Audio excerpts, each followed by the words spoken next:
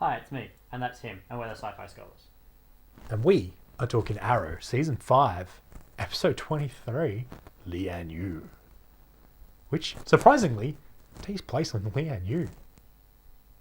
No, a little bit is on a boat off the shore of Lian. But the rest What? Of it, the rest of it was. Even the, like... Oh, no, there's also the other scene where they call Lila, and she's not on. Yes. They lied to us. Like 99% of it is on. It was good because it brought the show full circle. And I'm going to jump to the ends just because I don't like the way they ended this season.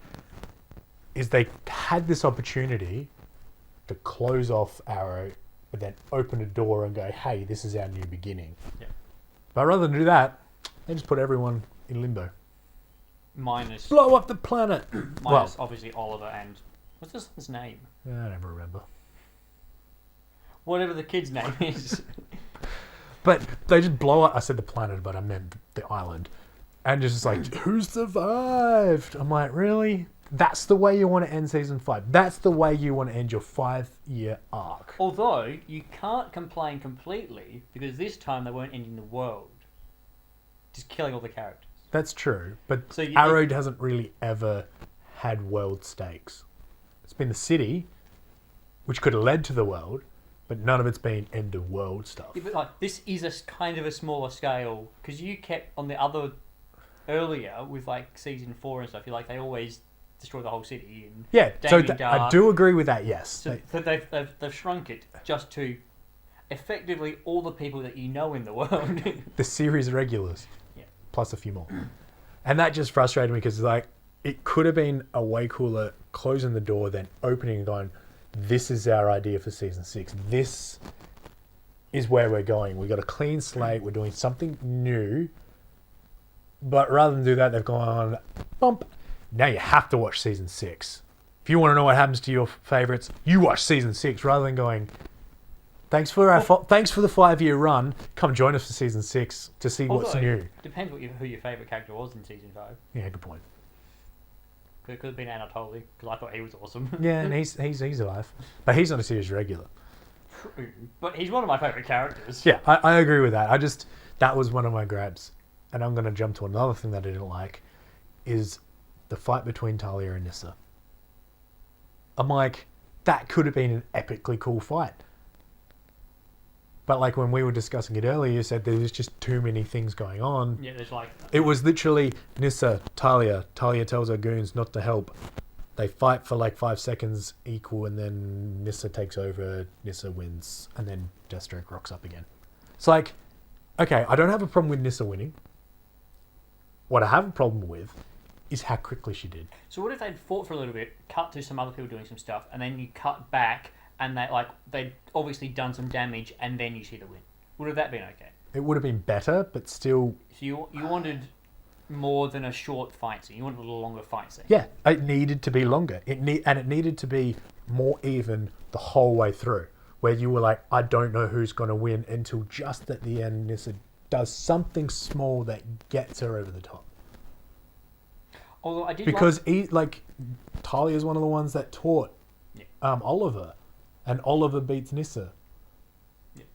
So that, it needed to be much closer, and it needed to be something small that got Nyssa to win because of something maybe Oliver taught her or something. Like, you didn't even need to, it didn't have to be mentioned or anything. It just... It needed to be something. I did like how Slade Wilson, Deathstroke, was resolved. Yes. Obviously, we talked about the end of the last one, how we're like, how is this going to... They've done it he's no longer under massive Mirakuru. He's not going crazy. He's gone back to the point where he remembers all the times and the struggles that he had with Oliver back in the past. Obviously, it ended poorly with the Mirakuru and Shadow dying, but he's back at a point where he can actually reason logically, and the whole pretending to double cross so that Oliver can get to where he needs to go to release the rest of his team. Yep.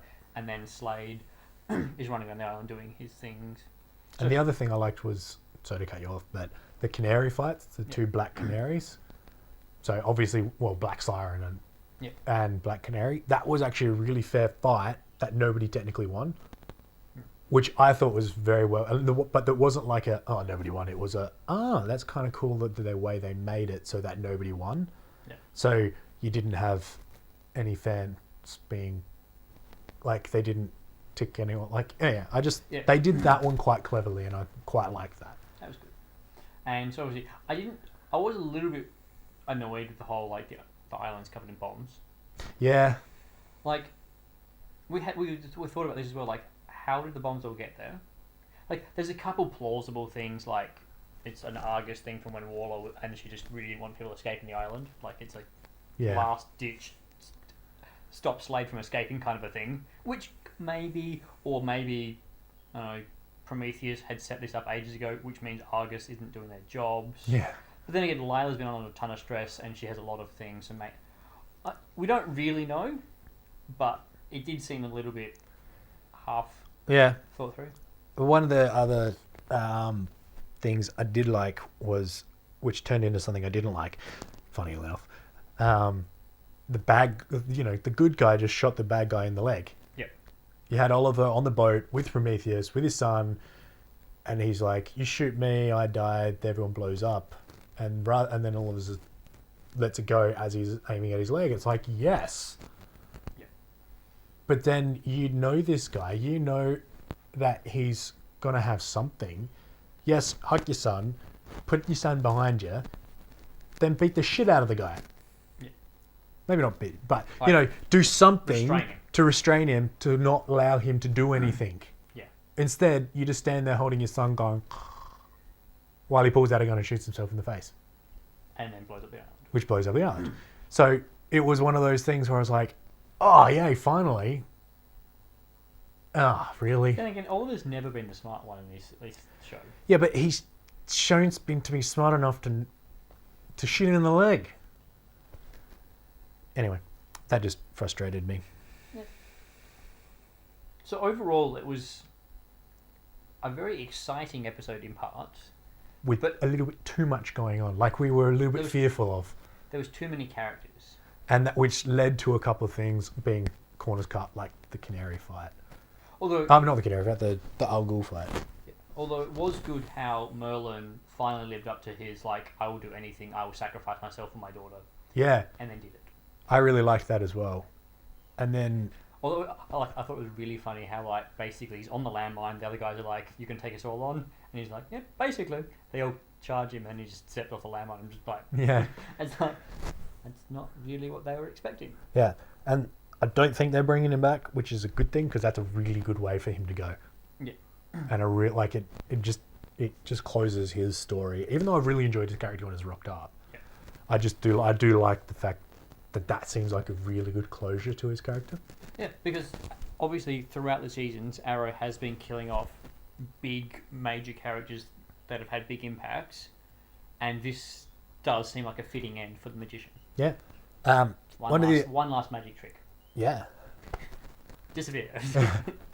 The other cool thing was towards the end of the episode how they were relying heavily on the flashbacks, like doing it quite quickly, which is faster than I've seen them do. But it was paralleling the Oliver back then to the Oliver now, in the fact that he had no hesitation whatsoever in killing the bad guy Kovar back then, but was hesitant not just because his friends could die if he killed him, but because where he was as his characters developed again. I said again because the end of season 4 he kind of Anyway, I did like the parallels, and it kind of brought closure to that whole backstory. So, which is why I was so frustrated with the way the season ended. Yeah. So obviously there will be more episodes, and we will eventually find out who survived. Eventually. And it better not be Merle. Yeah.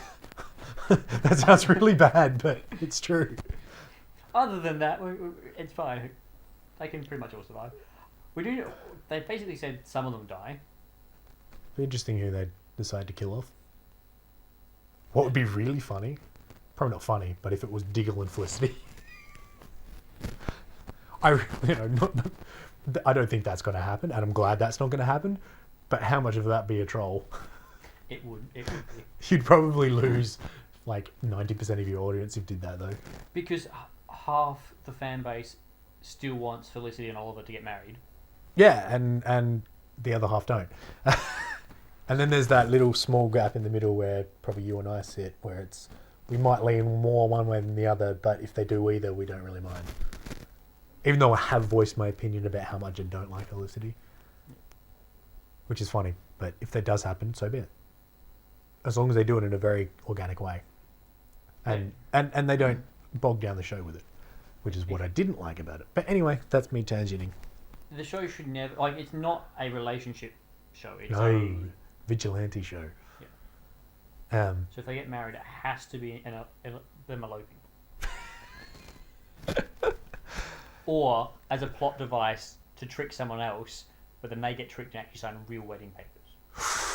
Anyway, now we're rambling. So end of season, it was a good episode for the end of season 5, minus the cliffhanger ending. Yeah. With obviously a couple of little things that we didn't like, but as an overall episode, it was very action-packed in a good way.